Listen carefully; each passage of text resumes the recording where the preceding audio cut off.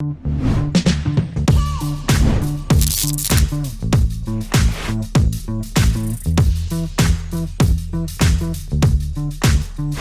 guys, how's it going? My name is JStatik, and this is the Static Sessions. So today, we're going to be doing another song. We're going to be going through the layers of that song, what I did to mix master it, and all that kind of stuff going through, just so you guys get an idea. Since you guys showed so much love for the past mixing, mastering, production type of videos, like Gutton's and Gary's, I thought, why not today do Deep song with Bohemia Pagol. So now, with this song, it's actually really quick. There's not much involved in the song. I kept it really simple because I just love the beat so much.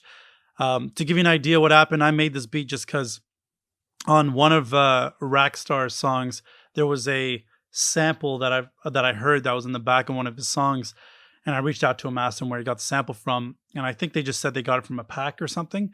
So through a lot of searching and whatnot, finding out what language it was and this and that, I came across the pack and I found it. Move over to this project, see if I can find this pack. No, I can't. Let's see. Yeah, I don't think I have it anymore, but I had it on this computer, or I had it on my old computer at one point. The sample was really simple, so I'll solo the sample so you guys can hear it. And what I did was I pitched it up one key and then got rid of some of the lows, put some Renaissance axe on it.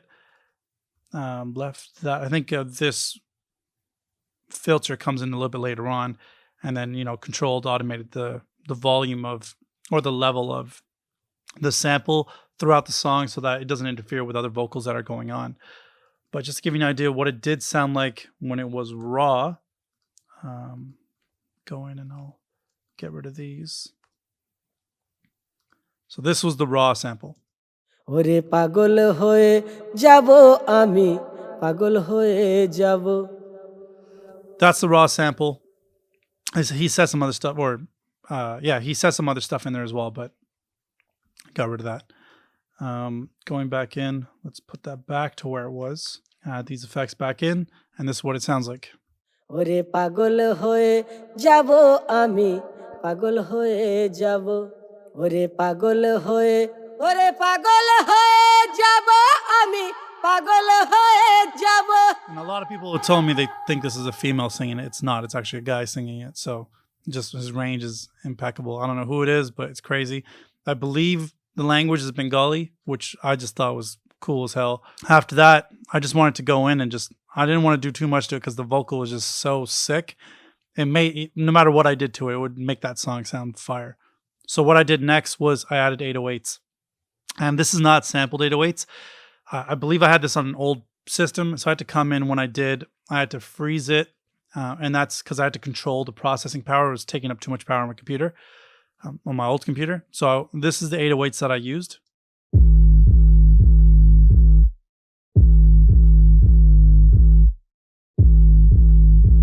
As you can tell, got rid of a lot of the top end on that, just wanted that sub bass. Before I had UAD, I used to use R bass, and so this is what I did to it. Set the frequency around 43, upped it about 4 dB, and just gave it a thump.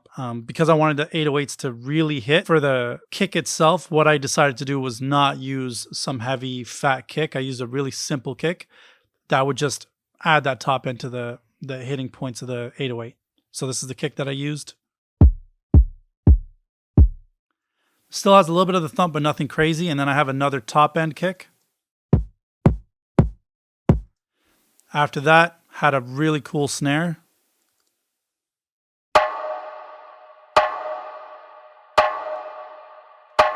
Now when you go further into the actual beat part, I added another snare on top of it.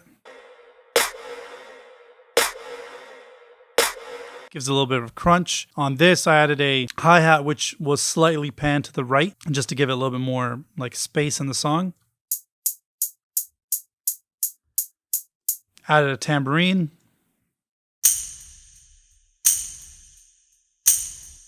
Added another snare on top.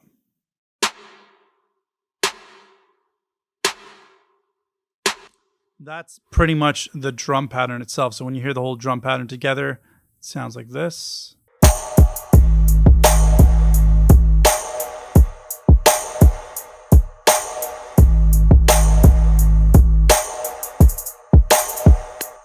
Super easy and simple, but it pounds when it pounds.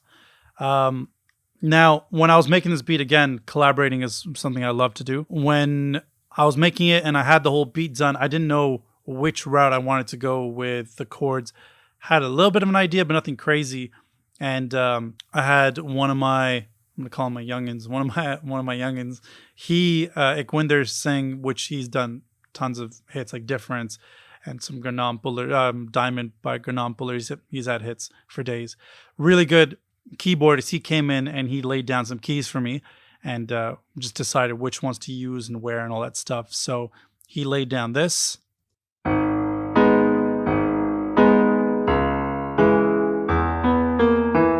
Had another chord.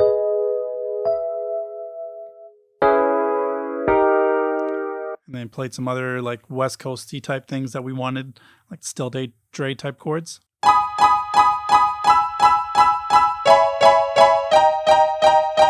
And then he did this little cool little ending piece, which I really liked.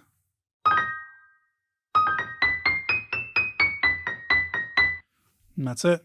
So took that, arranged that throughout the song, gave it some more variation. Now come to Deep's part.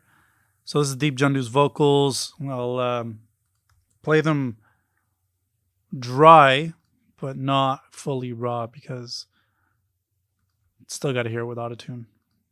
So here it is.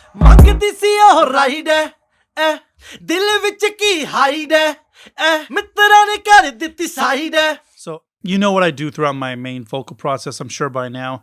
I'm all about controlling, getting rid of, I'm going to call them shitty frequencies, and then bringing it back to life. So that's pretty much what I've done here.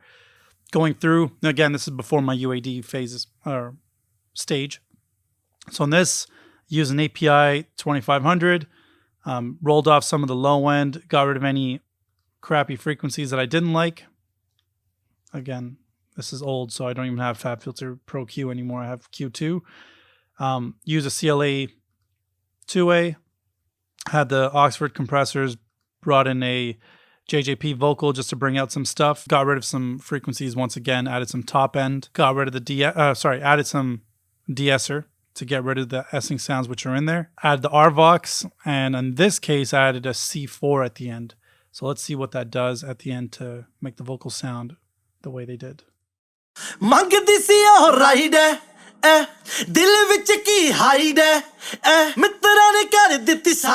So I can hear a lot of air in the background, all that kind of stuff. I'm sure I could have done a better job now if I was working on the song, but the song was still a hit. Did a really good job.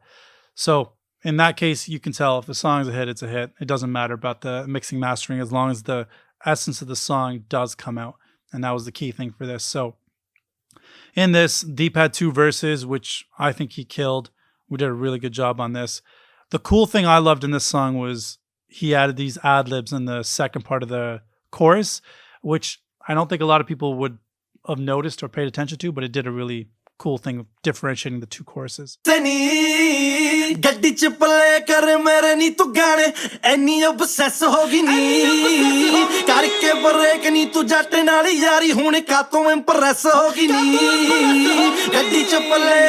I think that sounds cool. That was like one of my favorite parts in the song, but I don't even think people notice it, which is a crazy part.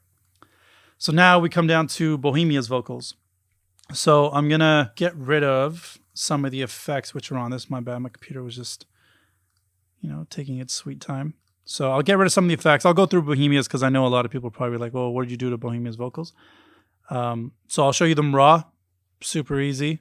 I'll get rid of the delay that was on there. I'll turn it up so you guys can hear it. ਜਿਹੜੀ ਗੱਡੀ 'ਚ ਤੇਰੇ ਨਾਲ ਦਿਸਦਾ ਸੀ ਮੈਂ ਉਸੇ ਗੱਡੀ 'ਚ ਤੂੰ ਕੱਲੀ ਹੁਣ ਸਪੀਕਰਾਂ 'ਚ ਮੈਂ ਉਦੋਂ ਕਹਿੰਦੀ ਸੀ ਕਿ ਮੇਰੇ ਕੋਲੋਂ stress.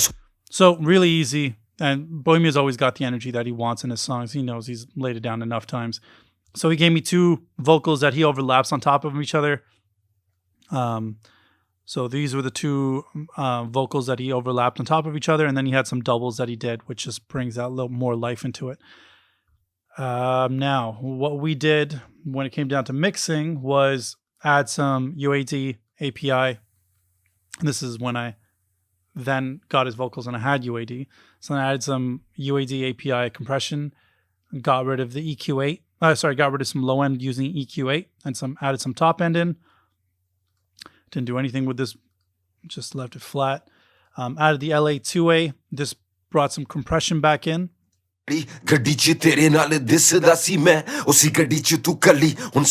Very lightly used. After that, added the Oxford suppressors. Again, this is kind of like a multi-band just to control any of the lows, none of the bounciness, kind of get rid of a little bit just to keep it more stable. So I'm going to add those back in. Then added some JJP.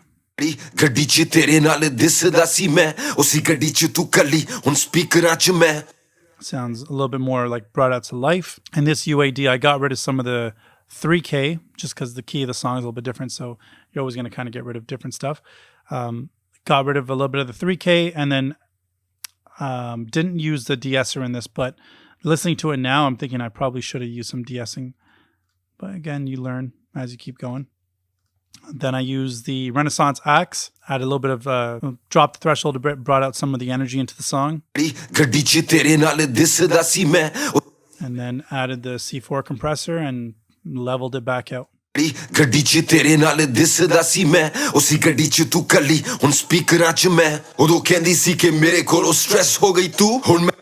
And that is it for basically that part of everything. He killed it when it came to that. This is an old project, so I just want to explain what I did with the sends and all that kind of stuff. So in this case, I used a lot of the sends a little bit differently. So my first send is a Valhalla room. Again, I use this a little bit differently. So if you listen to the last video, I talked a lot about pre-delay, decay, and high cuts. In this case, the high cuts at 8,000, which is probably what I just left it at as default. I did use the stereo plate. I changed the decay. So before I used to use longer decays, like longer reverb tails, because it just sounded bigger. I'm starting to kind of leave that longer reverb tail type stage and get into the shorter reverb tails. And now for the pre-delay in this, I wanted this to hit a little bit off of the vocal. I didn't want the vocal and the reverb to hit at the same time. So I changed it from 11 to 15.1, which is where the reverb starts a little bit later. Now, for delays, I set up a couple of different ones, I believe. In here, I had a 2-beat delay with 50% feedback and using the fade mode. Then I also have a ping pong delay, which I use at 34%, again at the 2-beat stage. I have a Abbey Roads, it's a delay as well. I don't use it. It's like a tape thing, but I don't really use it. And then I also have a full parallel compression type thing. I don't think I used it in this, but we can go through and quickly check it out, but I doubt I did. Yeah, no, I didn't use it in this. But I did start using it at some point, but then I stopped. I've gotten to the point where I don't really need to use it to bring out my stuff the way I want it to. And that is honestly the entire project. So now when you listen to it from start to finish, you'll get an idea of what we did and how it sounded first and how it sounds now. ওরে পাগল হয়ে যাব আমি পাগল হয়ে যাব ওরে পাগল হয়ে যাব আমি পাগল হয়ে যাব Once again. ওরে পাগল হয়ে যাব আমি পাগল হয়ে যাব Now, just listening to it really quickly, you'll notice that it's really bass heavy, kick heavy, and it's got some chords in there. So I wanted this to be loud without being crushed completely. So in the mastering side, what I did was I loved the width that was already in the vocals or in the song. So I added a little bit more width just to, widen it out a bit. I added some Fab Filter Q2s again to get rid of anything below, in this case, 30 hertz, because I wanted that tight sub bass. I didn't want anything crazy in the low end. And I kept it here at 20,000. Then over here, I did it about 200 hertz and below. Anything that was in the sides, I made, so basically anything 200 hertz and below was all mono.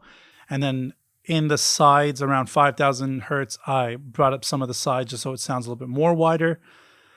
And then we added some T-Rack soft clipper. Again, this is to bring up the entire level of the song and just cutting off those heavy transients from the kick and making the overall song louder. And then adding some FabFilter L2. And again, this is my mastering phase where I don't think I fully knew what I was doing with mastering, but I got to a point where I was kind of happy. I do love the way the song sounded and the way it came out, but if I had it now, I don't think it'd be a completely different story. And that's pretty much it for the whole mastering process. And I'll show you what it does sound like in the chorus, just so you can get an idea of where it is or where it went.